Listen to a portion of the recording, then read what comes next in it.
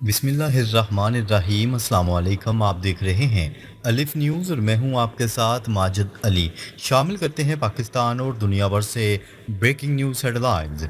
चीन और ताइवान के दरमियान मुमकिन जंग, दुनिया आलमी तसादम के दहाने पर नई आलमी जंग के खदशात एक बार फिर सर उठा रहे हैं, क्योंकि चीन और ताइवान के दरमियान कशीदगी अपने अरूज पर पहुंच गई। नेटो के सेक्रेटरी जनरल ने अंदिया दिया है कि अगर चीन ने ताइवान पर हमला किया तो नेटो और इसके इत्तेहादी मुश्तरका कार्रवाई करेंगे। चीन पहले ही ताइवान के इर्द गिर्द बड़ी फौजी मशकों का आगाज कर चुके हैं, जिनमें दर्जनों जंगी तैयारी और नेवी शामिल हैं, जबकि अमेरिका ने ताइवान को जदीद एंटी शिप मिसाइल सिस्टम्स फराहम कर दी हैं, जिसे चीन ने रेड लाइन की खिलाफ वर्जी करार दिया है। हालात इस नहज पर पहुंच चुके हैं कि किसी भी लम्हे जंग का आगाज हो सकता है।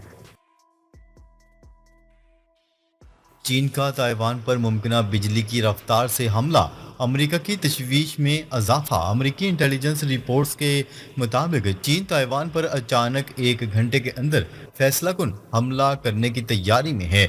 चीन ताइवान के रनवेज, रडार सिस्टम्स और पावर ग्रिड को हाइपरसोनिक मिसाइल्स और ईएमपी हमलों में तबाह कर सकता है। इंटरनेट, सैटेलाइट्स और कमांड सिस्टम को मफलूज करके चीन अपनी फौजी ताकत से ताइवान के अहम हुकूमती दफातर पर भी कब्जा कर लेगा। अमेरिका को खदशा है कि चीन का ये इकदाम दुनिया को बड़ी जंग की तरफ धकेल देगा। अगर ऐसा हुआ तो अमेरिका को जापान की फौजी अड्डों से 48 घंटों में रद्दअमल देना होगा। अमेरिका की कोशिश, भारत को चीन के खिलाफ जंग में शामिल करने की साजिश।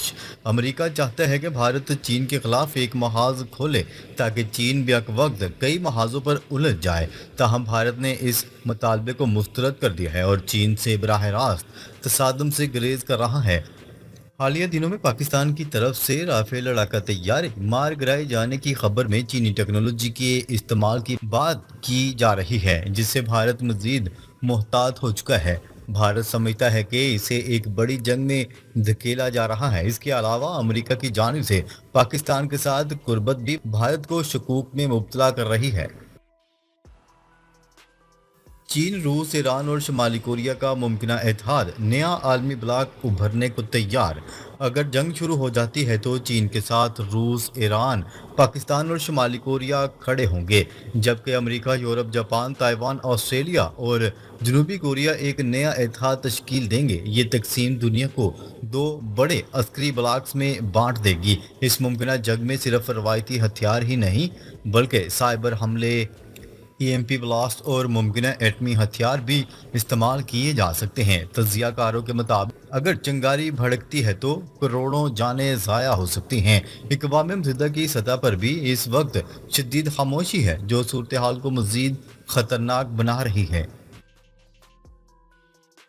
यमन का इसराइली बिन गुरियान एयरपोर्ट पर मिसाइल हमला, फ़ज़ाई ऑपरेशन मअतल। यमन ने इसराइल के मरकजी बिन गुरियान एयरपोर्ट पर एक बड़ा मिसाइल हमला किया है, जिसके बाद एयरपोर्ट के तमाम फ़ज़ाई ऑपरेशंस मअतल कर दिए गए हैं। हमले के बाद इसराइली फ़ज़ाई हदूद के मखसूस हिस्से को बंद कर दिया गया है। बैनुल अक़वामी परवाज़ें मनसूख होने की वजह से मुसाफिरों में शदीद बेचैनी पैदा हो गई है। यमन की तरफ से ड्रोन हमले भी किए जा रहे हैं, जो मुख्तलिफ इलाकों में जाकर अपने हदाफ पर गिर रहे हैं, और ये हमले इसराइल के लिए एक नया सिक्योरिटी चैलेंज बनकर उभरे हैं। यमनी ड्रोन बोट्स का बहरी जहाज़ों पर हमला, समंदरी जंग का आगाज। यमन ने इसराइल की जानिब गामजन एक बहरी जहाज़ पर अपनी तेज़ रफ्तार ड्रोन बोट्स और कश्तियों के जरिए हमला कर दिया। इन हमलों के नतीजे में समंदर में शदीद झड़पें शुरू हो चुकी हैं और जंगी माहौल पैदा हो गया है। हमले इस कदर शदीद थे कि कई बैनुल-अक़वामी बहरी जहाज़ों ने अपने रास्ते बदल लिए हैं। ये वाज़ेह इशारा है कि यमन ने अब सिर्फ मिसाइल नहीं बल्कि समंदरी रास्तों पर भी अपनी ताकत का मुजाहरा शुरू कर दिया है। यमन की नई जंगी हिकमत अमली ने इसराइली बहरी नकलो हमल को खतरे में डाल दिया है। हिजबुल्लाह को इसराइल का अल्टीमेटम, मुकम्मल हथियार डालने का मुतालबा। इसराइल ने हिजबुल्लाह को खबरदार कर दिया है कि वो अपने तमाम रॉकेट हथियारों और अस्करी वसाइल सरेंडर करे। इसराइल ने कहा है कि अगर हिजबुल्लाह ने یہ موقع ضائع کیا تو جنگ ناگزیر ہو جائے گی۔ حزب اللہ نے اس مطالبے کو مسترد کرتے ہوئے کہا ہے کہ ہم بے وقوف نہیں ہیں کہ اپنے ہتھیار دشمن کے حوالے کر دیں۔ انہوں نے اسرائیل کو واضح پیغام دیا ہے کہ وہ ہر ممکن مزاحمت کے لیے تیار ہیں۔ دونوں فریقین کے بیچ کشیدگی اپنے عروج پر ہے اور کسی بھی وقت کھلی جنگ چھڑ سکتی ہے۔ چین اور روس کی یمن و حزب اللہ کو خفیہ مدد، امریکہ کو روکنے کی عالمی حکمت عملی۔ چین اور روس کی جانب سے یمن، حزب اللہ اور دیگر مزاحمتی گروہوں کو خفیہ انٹیلیجنس اور تکنیکی مدد فراہم کی جا رہی ہے۔ چینی وزارت خارجہ نے یورپی یونین کو واضح طور پر بتایا ہے کہ روس کو یوکرین میں شکست نہیں ہونے دی جائے گی۔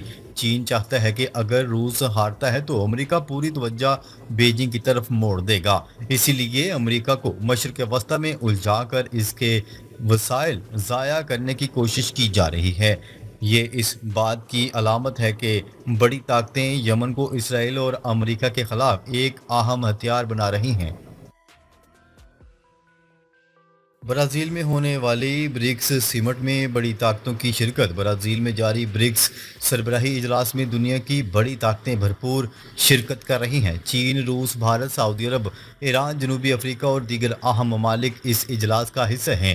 اجلاس کا مرکزی محور عالمی طاقتوں کے لیے اتحاد اور معاشی و دفاعی تعاون پر ہے۔ چین کے وزیر اعظم اور روس کے اعلیٰ حکام کی موجودگی سے اجلاس کی اہمیت مزید بڑھ چکی ہے۔ اس اجلاس کو عالمی طاقتوں کے درمیان بدلتے ہوئے اتحاد کی علامت سمجھا جا رہا ہے۔ چین اور روس کی مشترکہ حکمت عملی پر نیٹو کی تشویش۔ نیٹو حکام کے مطابق اگر تائیوان پر حملہ ہوتا ہے تو چین روس سے نیٹو پر حملے کی درخواست کر سکتے ہیں۔ یہ خدشات اس وقت شدت اختیار کر چکے ہیں جب چین نے واضح کیا ہے کہ وہ روس کی یوکرین میں شکست برداشت نہیں کر سکتا۔ مغربی دنیا کے لیے یہ پیغام تشویشناک ہے کہ چین اور روس ایک ساتھ بیک وقت دو محاذوں پر جنگ لڑنے کی صلاحیت حاصل کر رہے ہیں۔ نیٹو کے اندر ان خدشات نے دفاعی حکمت عملی کو اثر نو ترتیب دینے پر مجبور کر دیا ہے۔ چین اور روس کی اسٹریٹجک پارٹنرشپ نے مغربی اتحادیوں کو چوکنا کر دیا ہے۔ آرمینیا میں روسی فوج کی تعداد میں اضافے کی خبروں کی تردید۔ یوکرینی انٹیلیجنس کی اس رپورٹ کو آرمینیا نے مسترد کر دیا کہ ان کے ملک میں روسی فوجی موجودگی میں اضافہ کر رہا ہے۔ آرمینیائی وزارت خارجہ کے مطابق ان خبروں میں کوئی صداقت نہیں۔ روس پہلے ہی یوکرین میں مصروف ہے اور بیک وقت کئی محاذوں پر لڑائی ممکن نہیں۔ آذربائیجان کے ساتھ کشیدگی کے باوجود آرمینیا میں کسی بڑی روسی فوجی نقل و حرکت کی تصدیق نہیں ہوئی۔ یہ تردید مغربی میڈیا میں پھیلنے والی خبروں کی نفی کرتی ہے۔ چین نے رافیل طیاروں کے خلاف عالمی سطح پر مہم چلائی۔ فرانسیسی خفیہ ادارے نے دعویٰ کیا ہے کہ چین نے ہی دنیا بھر میں اپنی سفارت خانوں کے ذریعے رافیل لڑاکا طیاروں کے خلاف پروپیگنڈا مہم چلائی۔ رپورٹ کے مطابق چین نے انڈونیشیا جیسے ممالک پر دباؤ ڈالا کہ وہ فرانس سے رافیل طیارے نہ خریدے۔ چین نے پاکستان اور بھارت کے درمیان فضائی جھڑپوں کو بنیاد بنا کر اپنے بنائے گئے طیاروں کو بہتر قرار دیا۔ اس کا مقصد رافیل لڑاکا طیاروں کو عالمی سطح پر بدنام کرنا اور چینی دفاعی مصنوعات کو فروغ دینا تھا۔ یوکرین پر روس کے شدید حملے، دارالحکومت کیف سمیت جنوبی علاقوں میں دھماکے۔ روس نے ایک بار پھر یوکرین پر شدید حملے شروع کر دیے۔ خاص طور پر دارالحکومت کیف میں دھماکوں اور آگ کے شعلے دیکھے گئے ہیں۔ روسی وزارت دفاع کے مطابق 120 یوکرینی ڈرونز کو مار گرایا گیا، جبکہ یوکرین کا کہنا ہے کہ 157 شاہد ڈرونز اور S-300 میزائل استعمال کیے گئے۔ جنوب مشرقی علاقے میں میکولائف میں روس نے بڑی اسٹرائک کی ہے۔ اس کے ساتھ ہی یوکرینی فضائی دفاعی نظام کو بہتر بنانے کے لیے جرمنی پر دباؤ بڑھ رہا ہے۔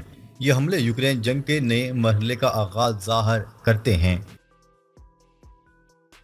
حماس کے ناقابل قبول مطالبات کے باوجود مذاکرات کے لیے تیار ہیں اسرائیلی وزیر اعظم۔ اسرائیلی وزیر اعظم نیتن یاہو کے دفتر نے کہا ہے کہ انہوں نے یہ دعوت قبول کر لی ہے۔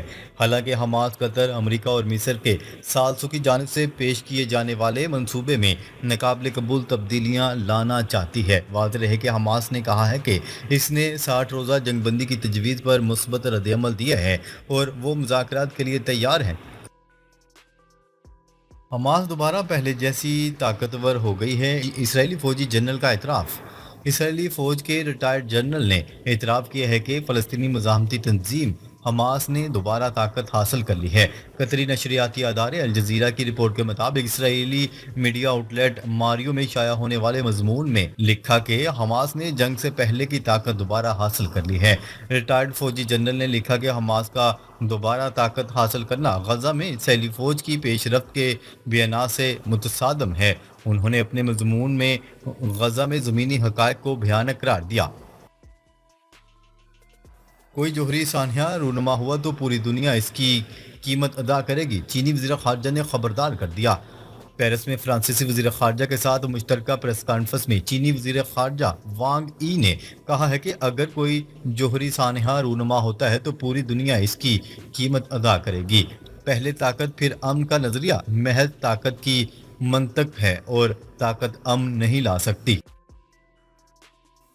برطانیہ نے شام سے تعلقات بحال کرنے کا اعلان کر دیا۔ تفصیلات کے مطابق شام کے دورے پر موجود برطانوی وزیر خارجہ نے اعلان کیا ہے کہ برطانیہ شام کے ساتھ تعلقات بحال کر رہا ہے۔ انہوں نے کہا ہے کہ نئی حکومت کی حمایت کرنا برطانیہ کے مفاد میں ہے۔ اس کے علاوہ برطانیہ نے شام کی مدد کے لیے 94 ملین پاؤنڈ دینے کا وعدہ بھی کیا ہے۔ آپریشن سندور کی ناکامی کی ذمہ داری ایک دوسرے پر ڈالنے کی کوششیں، بھارتی حکومت اور فوج آمنے سامنے۔ بھارتی فوج اور حکومت آمنے سامنے آ گئیں۔ آپریشن سندور کی ناکامی کی ذمہ داری ایک دوسرے پر ڈالنے کی کوششیں شروع ہو گئیں۔ بھارتی deputy army chief lieutenant general Rahul Singh کا FICCI ٹیکنیکل فورم پر خطاب کھلے الفاظ میں اپنی شکایت کو ریکارڈ پر لانے کی کوشش ہے۔ بھارتی deputy army chief general Rahul Singh کے مطابق حکومت نے دفاعی ٹیکنالوجی پر 1% سے بھی کم سرمایہ کاری کی۔ اس مالی بحران کی وجہ سے بھارتی فوج کو انتہائی پیچیدہ اور خطرناک چیلنجز کا سامنا کرنا پڑا۔ ناظرین، اب تک کے لیے اتنا ہی۔ مزید خبریں لے کر بہت جلد آپ کی خدمت میں حاضر ہوں گے۔ تب تک کے لیے اپنا خیال رکھیے گا۔ اللہ نگہبان۔